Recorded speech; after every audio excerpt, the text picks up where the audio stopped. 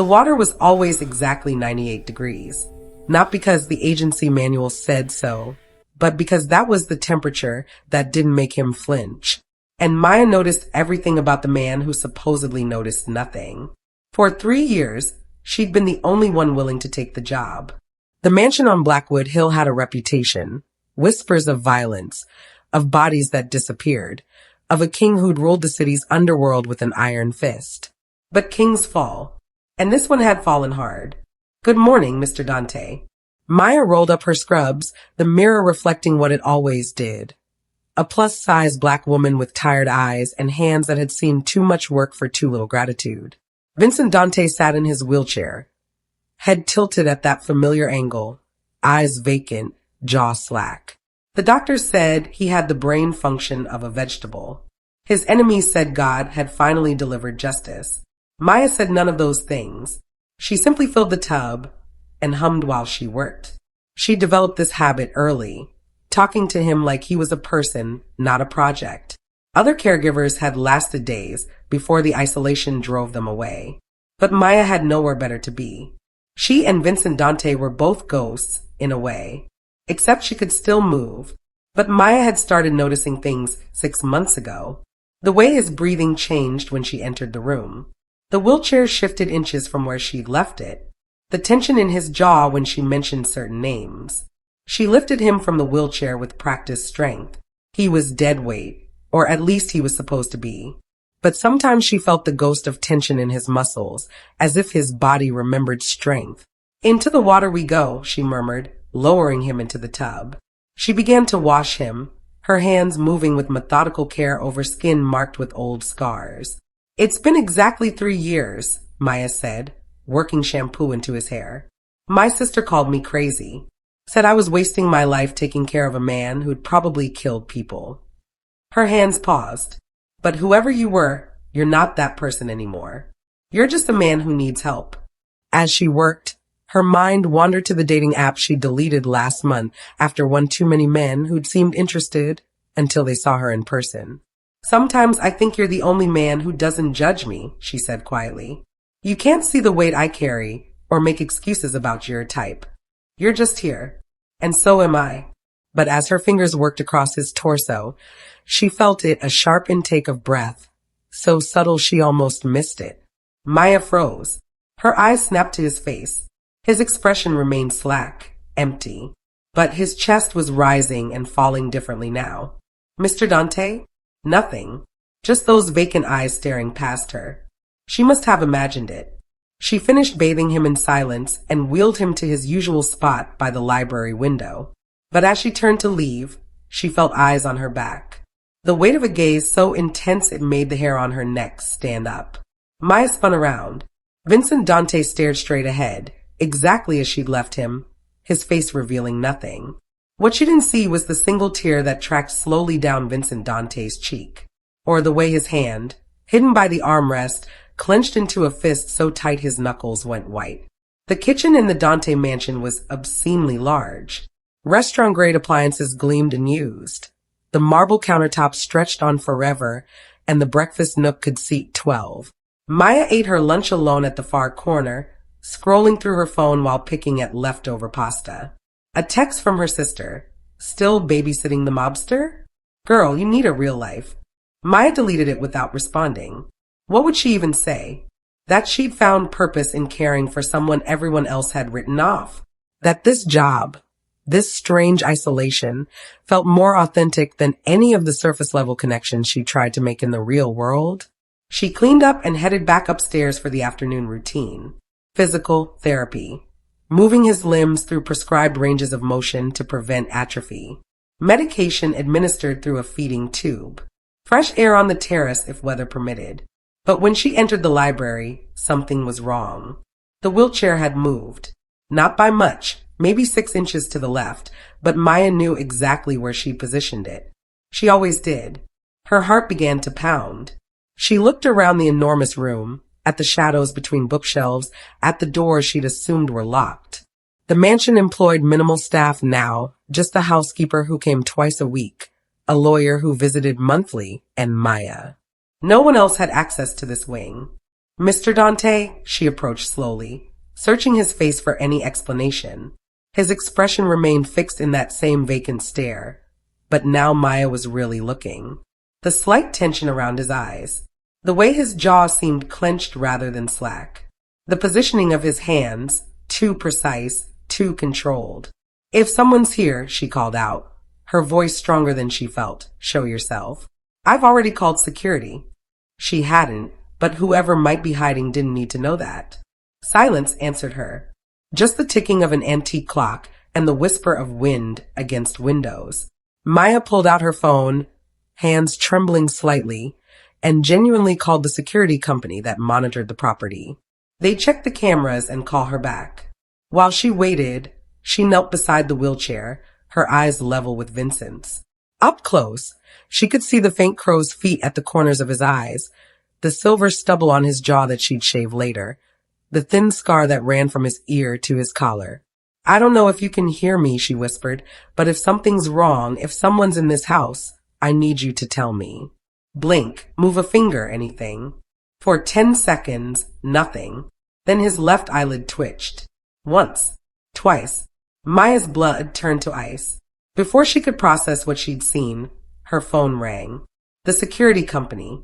Miss Thompson? We've reviewed the footage. No one's entered or exited the property since you arrived this morning. Cameras show the library's been empty except for you and Mr. Dante. But the wheelchair moved.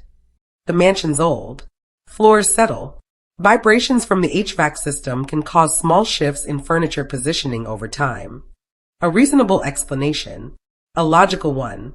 But Maya had never believed in coincidence.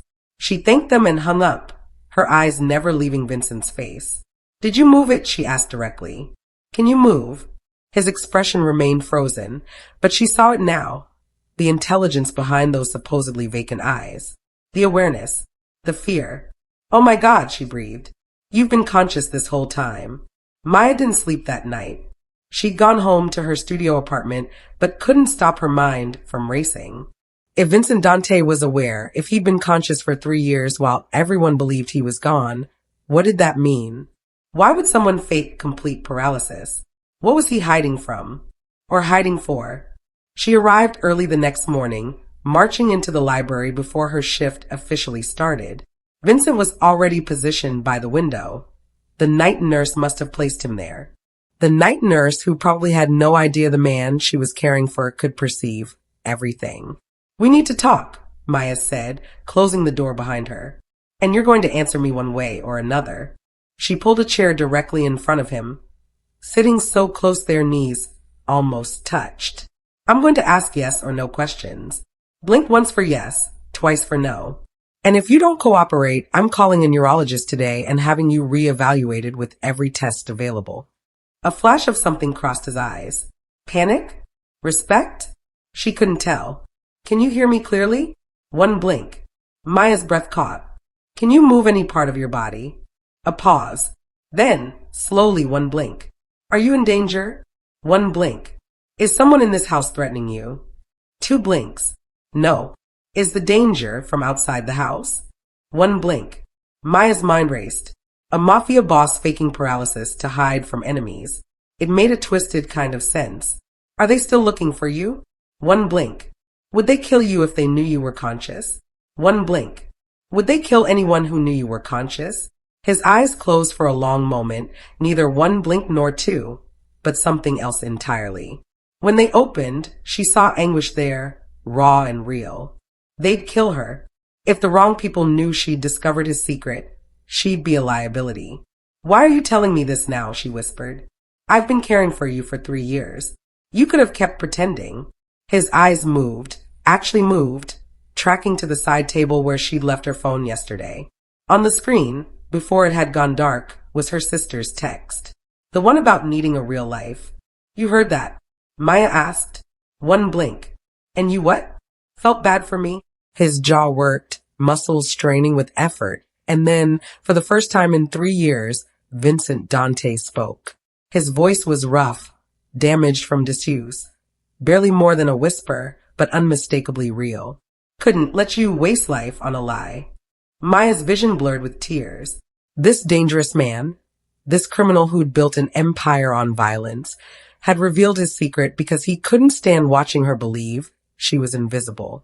"You stupid, impossible man," she choked out. And then, because the world had already turned upside down, she did something reckless. She reached out and took his hand, really took it, threading her fingers through his. His hand squeezed back. Weak, trembling, but there. "What do we do now?" she asked. His lips moved, forming words that took everything he had. "Let me stand." It took 15 minutes. Vincent's muscles had atrophied from 3 years of immobility, and even though he'd been secretly exercising them when no one was watching, his body was weak. But Maya supported him, her strong arms under his shoulders, her body taking his weight as he struggled to remember how legs worked. When his feet finally pressed flat against the floor, when his knees locked and held, when he stood, actually stood, towering over her at his full height, Maya started laughing through her tears. "You're standing," she said, stating the obvious because nothing else made sense. "You're strong," he managed, his hand gripping her shoulder for balance. His voice was getting clearer with each word, as if speech was a muscle too, one that remembered its purpose. "Stronger than you know." They stood there in the library, a plus-size black caregiver and a mafia boss who'd learned to walk again in secret, and the world felt both terrifying and full of impossible possibility. "They'll come for you," Maya said. "When they find out you can move, can speak. Let them come." His eyes, God, they were so alive, so present, met hers. "Tired of hiding? Tired of half-living? What's the plan then? You going to take down your old organization? Get revenge? Go out in some blaze of glory?" Vincent's laugh was rough, unused, but genuine. "No, going to disappear. Really disappear. But first." His hand moved from her shoulder to her face, cupping her cheek with a tenderness that stopped her breath. "First, need to know." "Know what?" "If 3 years of falling for you in silence was real." Maya's world tilted. "You don't fall in love with your nurse because she's kind to you. That's just." "You sang," he interrupted, his voice gaining strength. "Gospel songs. Your grandmother's favorites. You talked about dreams and fears and loneliness. You treated me like a human, like I mattered. Not the monster, not the king. Just a man who needed someone to see him." "I did see you," Maya whispered. "Even when I thought you were gone, I saw something worth caring for." "I'm not good," Vincent said, his thumb tracing her cheekbone. "I've done unforgivable things. There's blood on these hands that no amount of time will wash clean." "I know. I've read the papers. I've heard the stories. And you're still here. I'm still here. Why?" Maya smiled, tears streaming down her face. "Because whoever you were, you spent 3 years in a prison of your own making, letting the world think you were nothing. That's penance enough for any sin. And because," she took a shaking breath, "because I've been invisible my whole life and you made me feel seen." Vincent pulled her closer, their foreheads touching. "What happens now?" "Now," Maya said, "we figure out how to keep you alive. And then we figure out what 2 broken people can build together." "I like that plan. There's just one problem." "What's that?" Maya grinned. "I'm going to have to teach you how to walk properly. And knowing you, you'll be stubborn about it." Vincent laughed, a real laugh this time, full and genuine. "I've had the best teacher for 3 years. I've watched you move through this house with more grace than anyone I've ever known. Flattery won't get you out of physical therapy. Not trying to get out of it. Just trying to say thank you. For 3 years. For everything." But before Maya could respond, they both heard it. The distinctive click of the mansion's front gate opening. The crunch of tires on gravel. Someone was here. And visiting days weren't until next month. Vincent's entire body tensed, the predator he'd been surfacing in his eyes. "Hide me. Now." Back in the chair. They had 60 seconds, maybe less. Maya's training kicked in, and she moved with speed born of practice, helping him back into the wheelchair, positioning his body into that familiar slack pose. "Stay in character," she hissed. "No matter what." His hand caught hers one last time. "If anything happens." "It won't. But if it does, run. Promise me." Maya promised nothing. She straightened his collar, wiped the emotion from her face, and went to see who had come to visit a dead man walking. Want to know what happens when Maya opens that door? Will Vincent's secret be discovered? Drop your predictions in the comments below and hit that like button. Part 2 coming next. The confrontation that will change everything.